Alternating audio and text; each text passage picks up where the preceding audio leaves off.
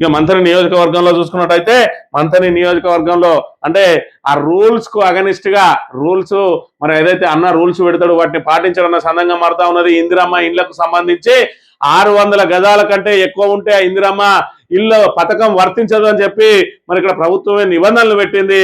కానీ మాదేపూర్ కు సంబంధించి పాపం ఏఈ శ్రీకాంత్ 600 గజాలకు పైగా ఉన్న 600 మరి దానికి పైన ఉన్నటువంటి ఏదైతే 600 స్క్వేర్ ఫీట్స్ కంటే ఎక్కువగా ఉన్నట్టు దాని మీద మరి ఇక్కడ నేను అది చెయ్యరాదు అని చెప్పి ఏదైతే చెప్పిండో ఆయనను మానసికంగా వేధించిండ్రు, దూషించిండ్రు. డి అయితే ఏకంగా మరి ఆ ఏఈ శ్రీకాంత్ మీద చెయ్యి చేసుకున్నాడట.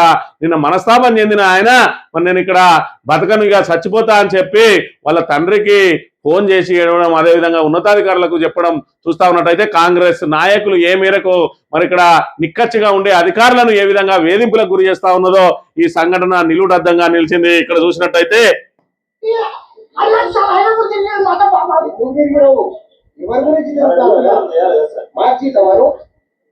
జీతం తీసుకుంటావు తిరుగుతావు తిరగాలి నీ పనే అది.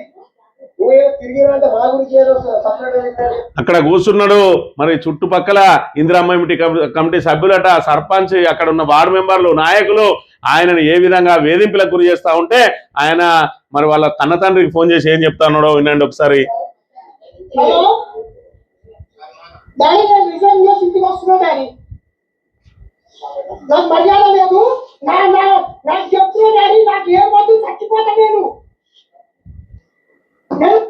చచ్చిపోతా అనే కాడికి వచ్చింది అని అంటే ఆయనను ఏ మేర ఇబ్బందులు గురి చేసి ఉంటారు అక్కడ ఉన్న స్థానిక ప్రజాప్రతినిధులు, ఇందిరమ్మ కమిటీ సభ్యులు అనేది ఒక్కసారి ఆలోచన చేసుకోవాలి.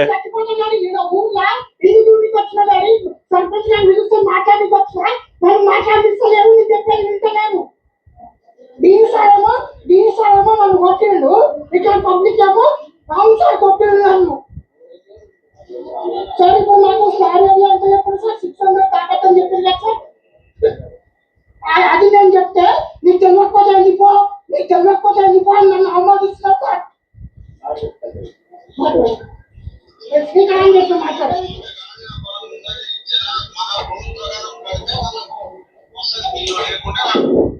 అవును సార్ తెలుసు సార్.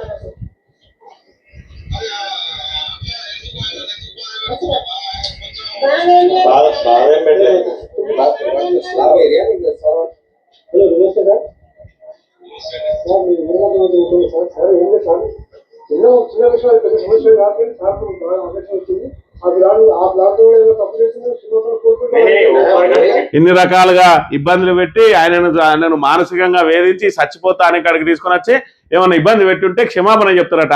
ఇగో ఇది కాంగ్రెస్ నాయకులు మరి నిక్కచ్చిగా ఉండే అధికారులను ఏ విధంగా వేధింపులకు గురి చేస్తా ఉన్నారో మాదేపూర్ మరి ఇక్కడ ఏదైతే గ్రామ పంచాయతీ సాక్షిగా బట్టబయలైంది. కాంగ్రెస్ నాయకులు ఈ రకంగా అధికారులను వేధింపులకు గురి చేస్తా ఉన్నారు. ఒకవైపు దోపిడీలు, అది చాలదన్నట్టు అధికారులకు వేధింపులు, ఇది కాంగ్రెస్ నైజం అనే విషయాన్ని మనం ఇక్కడ ప్రధానంగా గమనించాలి. మంథన్లో ప్రత్యేకంగా మంథని నియోజకవర్గంలో అధికారులు పనిచేయడానికే జంకుతా ఉన్నారు.